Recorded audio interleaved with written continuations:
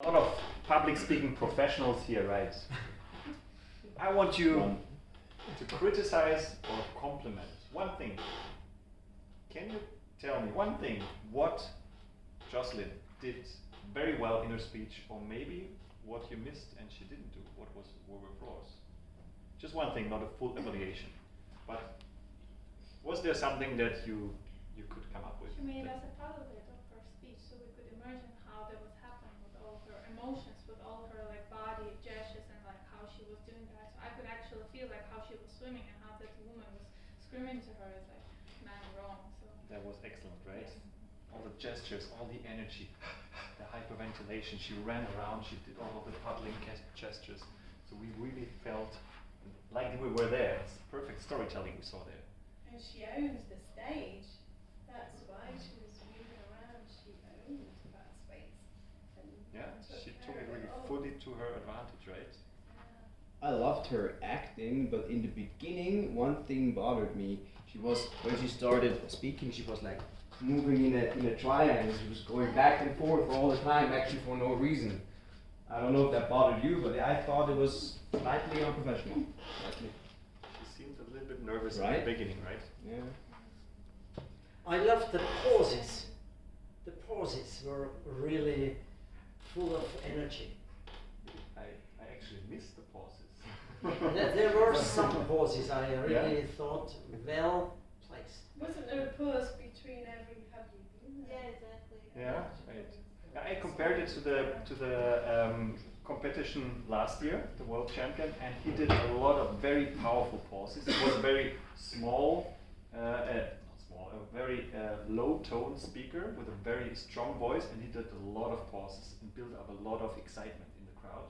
And here I thought it didn't actually need it because it was so energetic. I mean, the 8 minutes they went through like this because she was always so full of energy. So actually, I didn't think that was much of a weakness. But yes, of course, there were some pauses and the people were drawn in there. I for myself loved the repetition. There was a clear theme. This one yes, this one no. Right? There's always a good and bad side inside yourself. And you repeated that message until the very end. Always, again, until it really stuck into your head. Have you asked your app yet? No, you could do that. Okay, Yeah, but we can ask her our counter. How many usually? Who's our counter?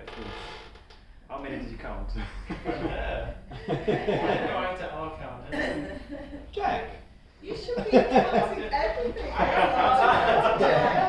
You forgot. Okay, that's Sarah, that's an R for you. Oh, no, man, I want to give myself one. You're just sitting there drinking. Yes. Enjoying the meeting like I told them to do. I wasn't really counting ours, but I think this might be. I'm trying to give myself one now.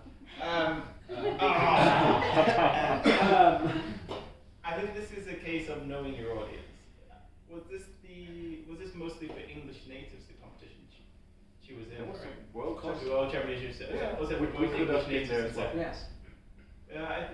I think if you knew the audience was mostly second language, I wouldn't speak at that faster pace.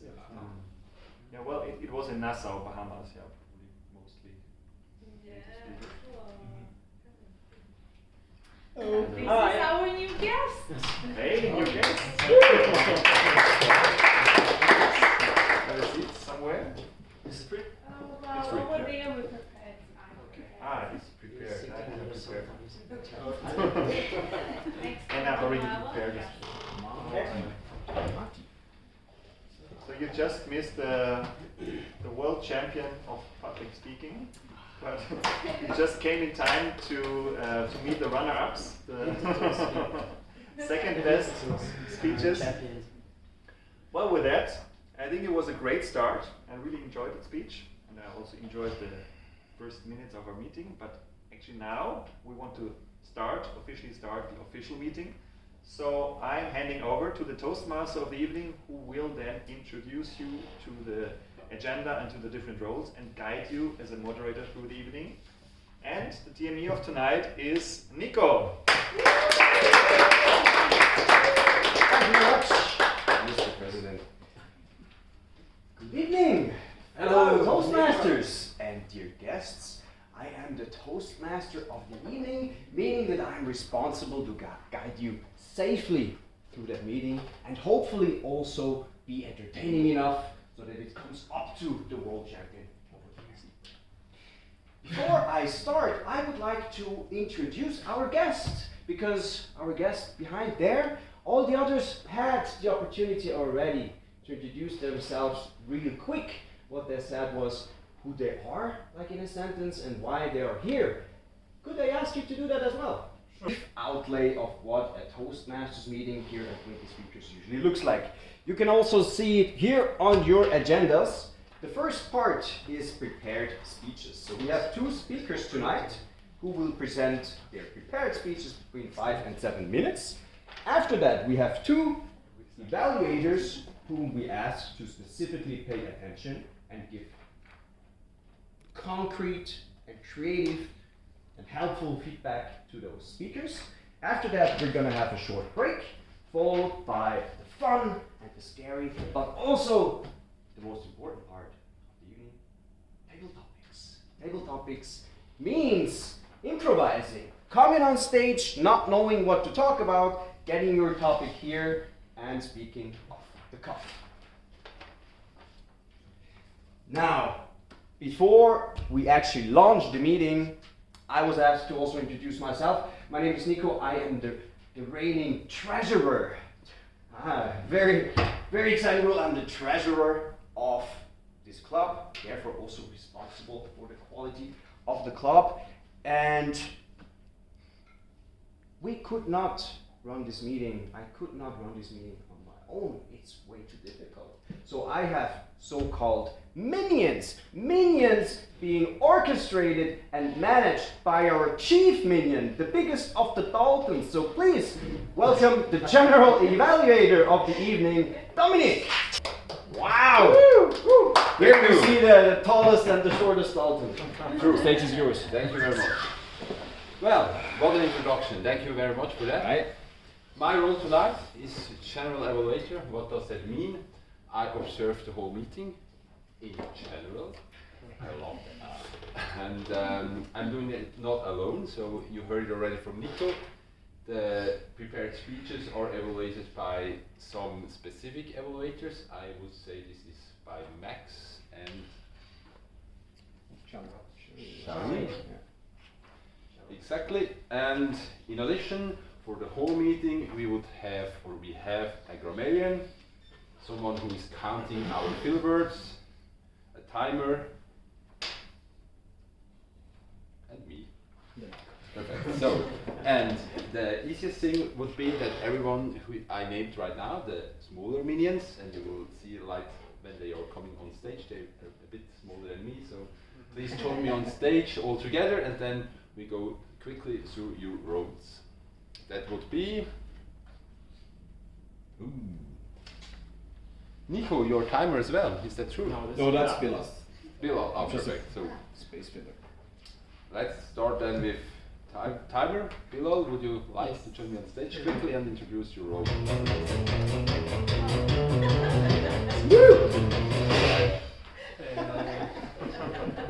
My name is Bilal. My name is Bilal. I applied to be a member of this club. So today it's the fourth as a timer for my first role of this club. So I will keep time for speakers, evaluators, and table topics speakers.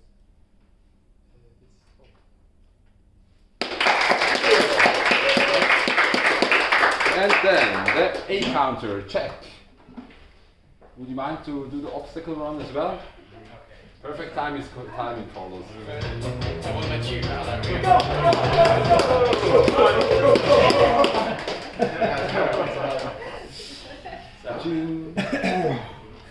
Alright, I will be counting your as and or anything else that can be defined as a filler word.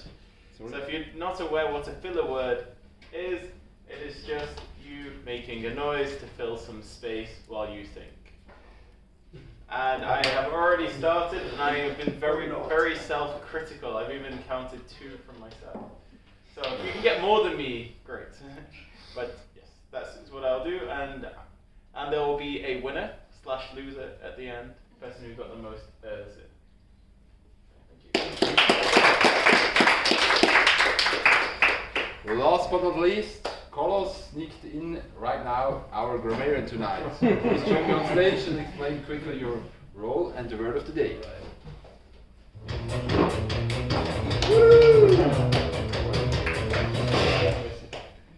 Alright, so took me a while to get here with my friend, but yeah, word of the day will be baller. I never heard of it, and I just came up this morning with a conversation with my girlfriend, and she mentioned like baller, and I was like, what is that? You don't know what it is now? And so she explained it to me that it's like a word that you can use in the urban dictionary, which means extremely good or impressive or excellent in that sense. How do you spell it? B-A-L-L-I-R. On the agenda. On the top. Baller. Baller. So let's ask for natives. Exactly, and so how you could use it would be like, it was a pretty baller time overall. So, yeah. So it means great and really good. Yeah, excellent in that sense. But you can also be a baller, no? I heard that. I heard that before. Max is a baller. It's a good thing. I guess. It's very unusual to hear something good when you say about him. So It's very American. I was hoping for it to be an insult. Well, she's American. Extremely good or impressive, unlike Americans. Touché. Alright, yeah, that would be it, I guess. Cool. That's all from my side. Back to our Toastmasters.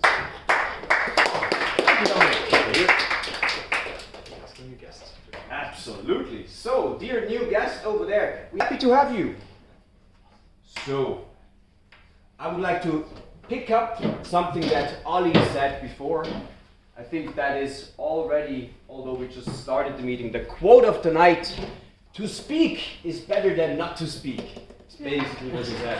So under that motto, I would like to start the meeting with the speeches. We have 2 prepared speeches. The first one will be given by Humberto and evaluated and closely observed by Hsiaoyin. So first of all, Hsiaoyin, would you like to tell us what you are going to focus on specifically in his speech? Yeah, this is Humberto's 4th speeches, and I was told to focus on especially the vocal variety and body language.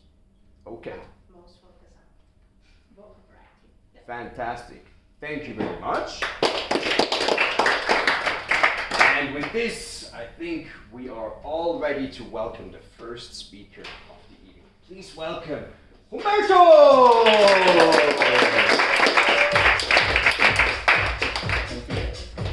So, first we dance.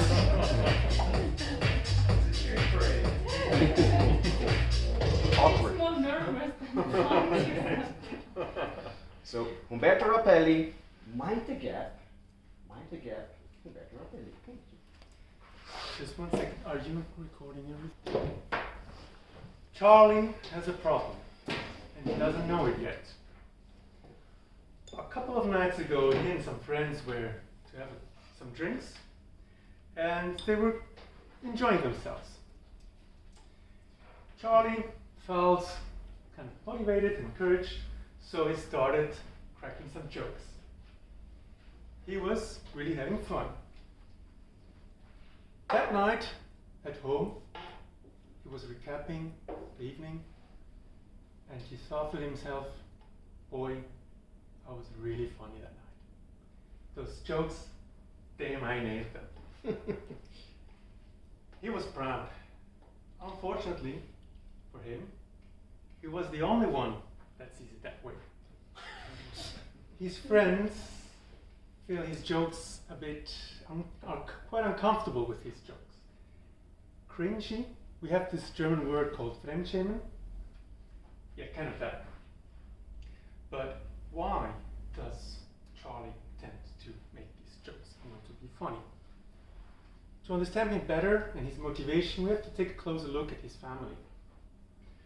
Now, on various occasions, holidays and other events, all his family gathers together. His aunt comes from Paris and his uncle flies all over from Canada. In these family reunions, his uncle is the one that entertains the whole family. He's the one cracking one joke after the other, and everyone is laughing their asses off. Charlie admires his uncle. He really looks up to him. He's his idol. Charlie would like his friends and peers to look at him the same way as he sees his uncle. Now, unfortunately for Charlie, he's not as funny, doesn't have the same humor, and stand-up comedian will be the worst career choice. That, Charlie needs to understand that the way he sees himself and the way other people see him, especially when it comes to making jokes, is not the same. Now, there is this gap between what you think you are and what you think people think of you. And the farther away this gap is, the more screwed you are. Because that means that reality does not align with what you think you are. In business terms, Martin Neumeier calls this the brand's gap. When companies act in a certain way to get a certain reputation, but maybe they mess it up or they have miscommunication and their reputation is completely something different. For humans, that is quite the same. Our actions speak for themselves. Now, when we do certain things, we have certain effects. And if we like it or not, we have a reputation. And we also call it, we can see it as a personal brand. Now, a few weeks ago, Kai gave a wonderful speech where he shared with us his personal brand gap, where he was doing his best to support his coworkers and to share with them information and do his best. Unfortunately for him, the way he acted didn't get the same message to his coworkers. They perceived it in a completely different way. Luckily for him, he was confronted with that discrepancy of his image, so that he could take actions and adjust his actions to get where he wanted to go in the first place. For Charlie, that's kind of difficult, because he first needs to understand that your reputation that you have in your mind about yourself may not be the one that others have about you. This starts with our life experiences. Every one of us has different experiences in life, we have different values, and that gives us a very unique narrative. And this narrative changes our points of view. Now, even if you do your best with the most righteous intent, this can be perceived in a negative way. One simple example is, you are a helpful person. You see someone with a disability and you want to go over and help them. Some people with disabilities may struggle with some task and they may take longer. But that doesn't mean that those people are not independent. So wanting to help them can be perceived by them as patronizing and disrespectful. Even the best intent can backfire. So now, I don't want you to question every single action you take. That's not the point. You are good the way you are. But I would like you to be aware and identify those discrepancies in your reputation so that you are able to close the gap.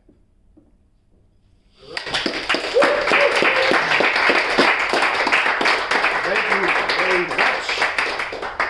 What a baller speech!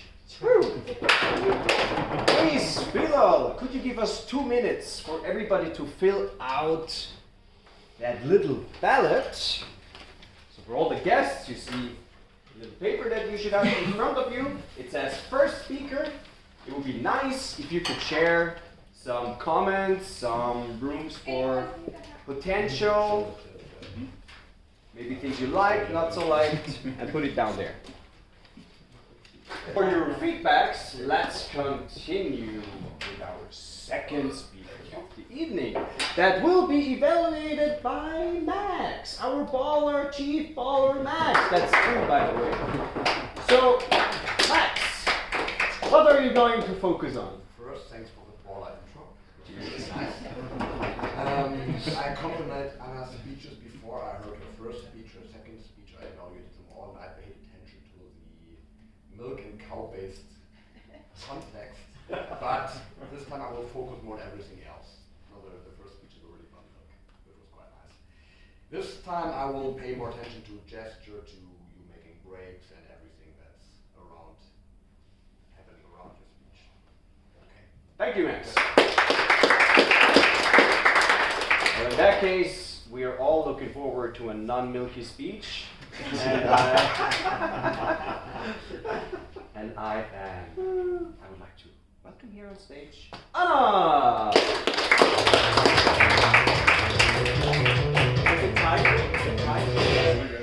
And I need to have like 2 minutes preparation because I have the presentation, so I hope you will like it. I'll be back then. Things in life that matter. Small things in life that matter. Anna. Thank you. So, a few days ago, I came across with one wonderful thing. There was an ice cream, pure white ice cream. In Ukraine, we call it Eskimo. If maybe some of you can relate what is that, I would be glad. If not, then, well, not like you. But this is basically the thing that I can say it's a reminder of my childhood. Because my childhood was pretty much excited every time when I was having this ice cream, because at that time, the place where I was born and raised, you don't really have a big variety of different sweets. So basically this ice cream brought me back to my childhood. To that happy childhood when I'm a small little girl, wake up in the morning, my mom asks me, please can you go to the supermarket, buy fresh bread, go there, get an ice cream, I eat it, holding the warm, freshly baked bread here around me, and then I walk back home with this bread and ice cream, and then there is potato, my favorite dish. So potato, ice cream, and freshly baked bread is actually the thing that makes me happy, because this brings me back to my childhood, to my happiest moment. So this is actually what I'm going to do to talk today about, the small things that actually happen to make our life a little bit better. So can actually some of you relate to what I'm saying? Some small, stupid little things that make us very, very happy all of a sudden. So maybe any one of you can name some examples. Holding a pocket knife. That's a very interesting thing. But okay, let it be. Maybe somebody else wants to mention this kind of things. Yes? I'm coming from Iran. Yeah. And there we don't have so much rain the same as here. And because of that, in my childhood, I had every time the best feeling if it's rain. And because of that, I am the lucky man here in Europe. Thank you. That is a very good thing, because if we move next, so I also have the things that, this is the thing that brought to my memory, and the things that also make me happy, if just in case you wonder. Yeah. This is also one of the points, is the smell of the rain. It's a little bit cliche, maybe some of you can, oh, everyone likes the smell of rain. But for me it's a little bit different, because it's not every single rain is the same. For me, some specific smell, for example, the smell of a wet soil, of the pine tree soil. that's a completely different level, not just outside somewhere. Also, makes me very happy, beautiful scenery when you pass by some place like 1,000, let's say, times, and you never paid attention to anything what's happening around, what can be there, just a stupid concrete. But then all of a sudden, one moment, you take a look, or maybe you just stop all of a sudden, and then you see, oh, there is a dandelion over there, and it's so beautiful, just a beautiful picture. And this actually, I never noticed it before, and all of a sudden I noticed this actually what makes me happy. Like basically the whole my day becomes like highlighted. Also, petting a random cat. Those of you who actually like cats know that unfortunately cats are the creatures that not really happy when somebody else is touching them. So when the cat approaches you and they're standing somewhere nearby, you're like, oh, he came to me, wow, so happy. I'm like a chosen person. And when the cat allows you to actually pet, it's like, wow, that's the highlight of maybe of a week, not even of the day. Well, some other things also, fresh cruise and relate to bread. And spending the whole day in the bed, well, that's, I think everyone goes. And yeah, so these small little things actually like highlight basically day, week, or month. And one more example I want to bring that this small thing that captured the moment and stays forever in my life, like it happened just a few days ago. I was, I don't know, 14, maybe 13, and that was my big competition. And when you're standing there, I actually included a photo so you can relate those who don't know how the competitions are happening. So you're standing in the front of swimming line, and then you have to prepare, like, okay, I'm prepared, I'm mentally, physical, I can do that. But then you always get nervous because around you there are so many people, and you know, like at least 5 more people that they are so good, and you might finish last, and you'll be like, everyone will be laughing at you. Nobody laughs, but you always have this feeling. And then you're standing preparing that, and then all of a sudden, around hundreds of people, you hear the voice of your coach or team members. Hey, Anna, you can do that. You can do that. Go. Okay, I can do that. Yes, I hear them, and this is among people who you don't know. You hear one voice, or let's say 2 voices, and then it makes actually happy that somebody's out there supporting you, and you hear that. So you're standing there, you start swimming, and then at the end, no, I didn't finish it first, because, yeah, I wasn't that great swimmer. But the fact that I heard that support made me actually feel that I'm worthy. I actually can do that. So, yeah, I showed my best result, which is pretty important, and I got a lot of also points. That actually there is like you added the points, and then your team finishes at a certain place according to the score that you get. So you finish it, and then okay, I did that just because somebody helped me. So still remember, it's like almost 15 years ago, but it's still out there. I remember it like it was yesterday. So the small things that highlight our life actually stay there forever. So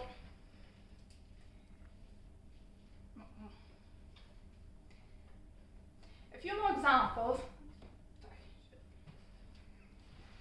Yeah, so this is the glazed curds also. I'm not sure if you're familiar with that, but this is the small cheese. And like I really like it in childhood, but I couldn't really afford anything that is, let's say 25% more expensive, because it was expensive for me. So when I got a job, having this one was like, okay, I'm rich, I can buy it as much as I want. So this is how it looks, the original one, 25% more, let's say 50 ratans more, and then you have it. But I couldn't afford it until I started working, and then, okay, so this is still my best memory when I remember how I went there and I bought like 10 or 15, and then I went there back home, and then I was eating them. So things that actually around you, you need to pay a little bit more attention to you, because they might have a stronger impact rather than big things in your life happening. For example, you got a job offer, or you got a promotion. This is kind of logical thing that happens in your life because you work on that constantly. So kind of the result for that is logical. It's like a logical conclusion for what you've been going for that long time. So this kind of, it's nice, but it doesn't make a strong impact at that small, I don't know, small cat that comes to you and wants you to pet it, or the butterfly that sits on your shoulder, and all of a sudden you didn't expect it, but that happened. So these small things combining together makes our life more happy, more vivid, and more colorful. And so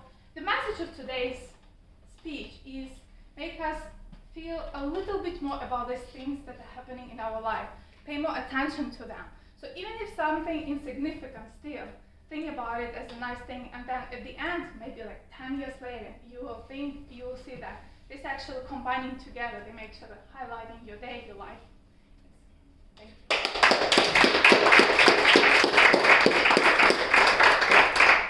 Thank you very much. Now, please take another 2 minutes to give some feedback to Anna. Votes are being counted. We are moving on to the second stage of the evening, the evaluation stage. So the first speech was given by the baller Humberto and evaluated by another baller, Hsiaoyin. So please welcome her on stage for the feedback. Thank you, everybody. Thank you, Humberto, for the speech. Mind the gap. Are you filming? Okay. Thank you. I forgot to give it. Yeah. So for the Humberto speech, I always find it well researched, easy to follow, and every time I can come home with something. It's almost every speech I enjoy that because it's very informative. Especially this speech, you started with a story, Charlie. Everybody, as I believe, everybody in their lives, there is one Charlie or two Charlie. When he started to talk, he was like, he's such a Charlie. Or when he sits there, he was like, try not to be like you. He was like an example not to be like you. I really enjoyed that, and I was like, wow, it's awkward. However, I'm the evaluator, so now I will have the critic. First one is the voice. I do not find a lot of voice variety in your speech, and I don't think it's really a negative part because I'm not sure whether this topic is suitable for practicing your vocal variety. However, I think that if you really want to use your vocal variety, I can imagine if Sarah, she started with this Charlie story, she would say like, Charlie is a person when he comes back home and blah, blah, blah, and you will have some very silent move up, and then you came up and say, oh, everybody hates him. And then there will be some vocal variety there. The second one is the body language. I like your gesture, like your hand gesture. However, I think this is your fourth speech, so I would recommend you to try to stand still. Because from time to time you just like, as Nico say for the world champion, who sometimes just wander on purposely. And it's sometimes a little bit distracting. But your hand gesture is perfect for me. And the third one is the ending. I'm not sure if it's because of the time, but I think the ending is a little bit too fast. Because you just say that, now I don't want you to mind the gap. But probably you can tell us more about, okay, I don't want you to, sorry. The conclusion is now I don't want you to close the gap, but to be aware that there is a gap. Then probably you would like to tell us like, what is the benefit? If we are aware that there is a gap, then probably just the awareness would bring some benefit to our life. Thank you very much, Hsiaoyin. I think we all agree if the world champion can wander around a little bit, Humberto can do that too. Next up is the evaluation of our second speech. That sounded like douleur. So, the second speech was delivered by Anna and closed observed by Max. So please, Max, share your observations.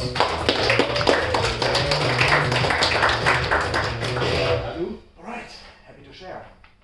So first of all, your little shopping list for happiness, quite well done. Different topic this time. Small things in our lives that matters. What I feel about your speech is you were very good in storytelling mode from the beginning. So you had this very sensational moment where you told us about your childhood memories, about ice cream, being in the bakery. I believe everybody can relate to that, right? So connection with the audience, you established that from the beginning. Also, I figured for myself, I was sitting there and I was asking myself, hey, what's the big mind-blowing idea? So we have some speeches where you have just one central topic that you can focus on, but I feel there are also speeches where it's just a very nice flow and there is a lot of stuff happening, and in the end it sums up to a bigger thing. And that's what you did, I believe. Also, what you did well is you also involved the audience. So at some point you asked everybody, hey, what are small things that make you happy? We learned that some of our members like knives for some reason. Some context for that. We'll figure out later about that. You got your birthday knife.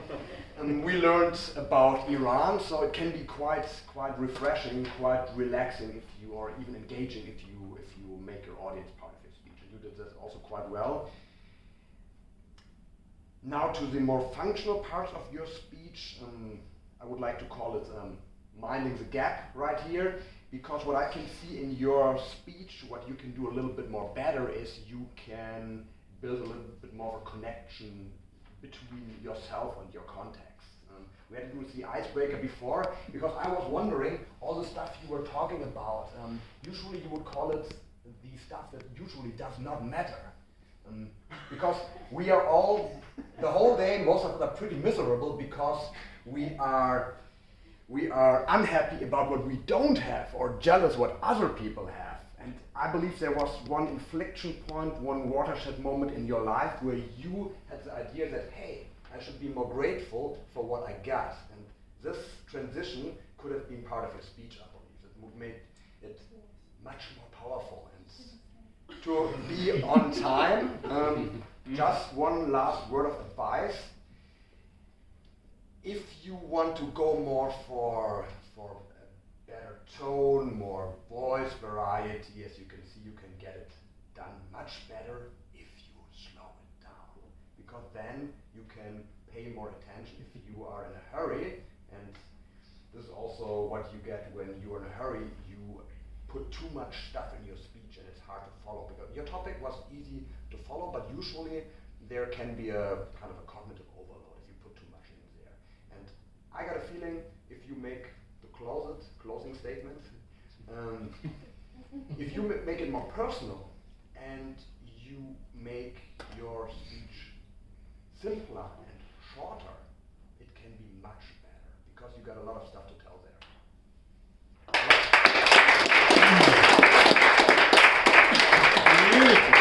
Beautiful. Thank you very much, Max. So in short, I think we can summarize: to speak is better than not to speak, but speaking less is better than speaking more. And with those wise words, I would like to leave you to a quick break because we're a little bit behind schedule. Let's be back here at 20 past.